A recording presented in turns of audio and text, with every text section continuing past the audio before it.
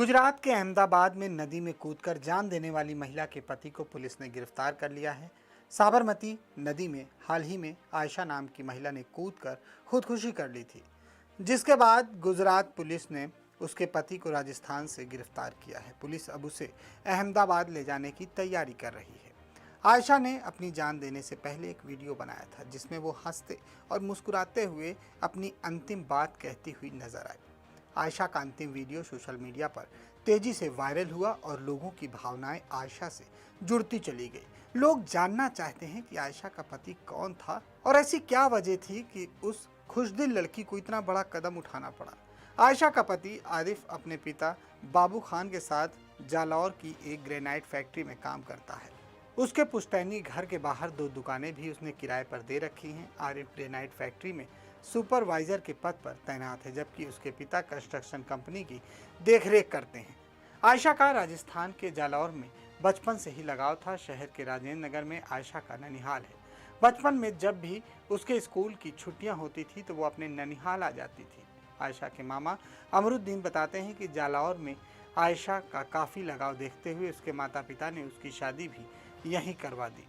जालौर शहर के अस्पताल चौराहा निवासी आरिफ पुत्र बाबू खान के साथ वर्ष 2018 में आयशा की शादी हुई थी। आयशा के मामा ने आरोप लगाया कि शादी के बाद से ही आरिफ और ससुराल के लोग उसे प्रताड़ित कर रहे थे, जिसके चलते आखिरकार आयशा ने अहमदाबाद की साबरमती नदी में कूदकर अपनी जान दे दी।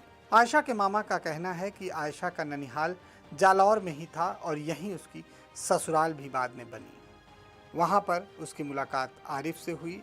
मुलाकात धीरे धीरे प्यार में बदल गई और फिर दोनों के परिजनों ने हंसी खुशी दोनों की शादी कर दी। लेकिन आरिफ पैसों का लालची था।